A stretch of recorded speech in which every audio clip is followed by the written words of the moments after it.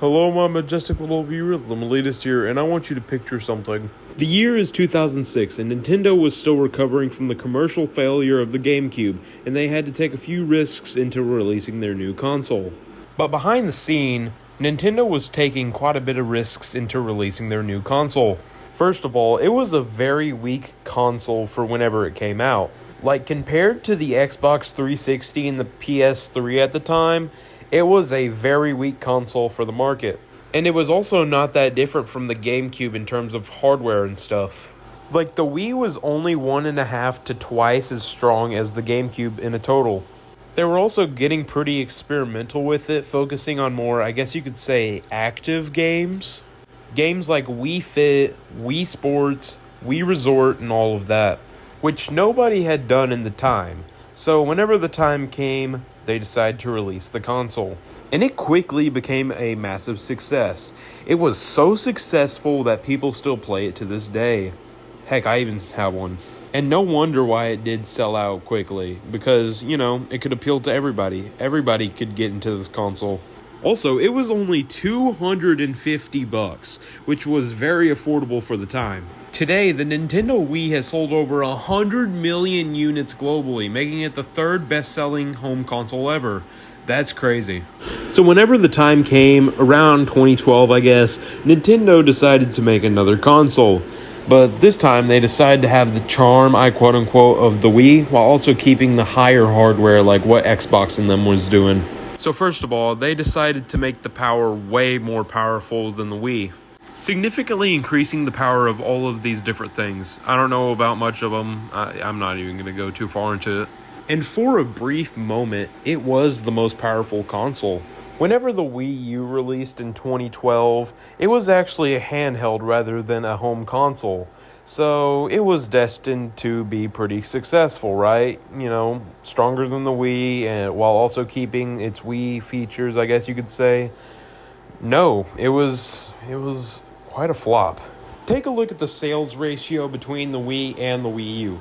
This is actually insane. And as of 2026, this has been Nintendo's worst selling console.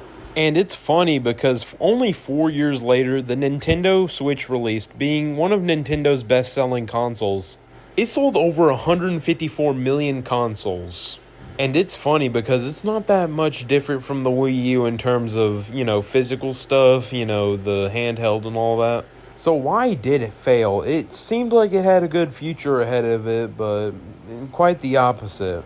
Well, I'm about to tell you. And was this a 3-minute intro? No, it was basically just me talking about this. The primary reason onto why the Wii U failed is because the marketing behind Nintendo. Okay, so first of all, the main attraction was the gamepad, which is what the Wii U was basically called. So people thought that it was just an accessory for the Wii and not like its own separate console, because, Wii U, it's like Wii Fit board and all that. So people were like, oh yeah, this is pretty useless. That's just to sum it up simply. Honestly, they should have put more love into the console that's below this current gamepad picture, and it'd probably do a little bit better.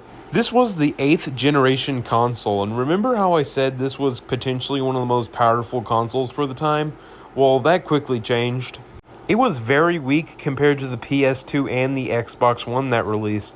Also, screw the person who made this thumbnail. I personally like the Xbox One. I might do a video on that, stay tuned. And also, third-party support. It was pretty difficult to put games onto the Wii U from other companies, so basically Nintendo was on their own. Especially how bulky the console is, it kind of drove some people off. It's sort of like comparing the 2001 Xbox to the 360. The size comparison isn't accurate, by the way. If you've seen the Xbox compared to the Xbox 360 in real life, you'll see what I mean. Especially the Wii U lineup games from first-party Nintendo. It was pretty weak, and the great games that came with it didn't come out until the damage was already done. So does the Wii U deserve to be a flop? No, absolutely not. It just came out at a pretty bad time.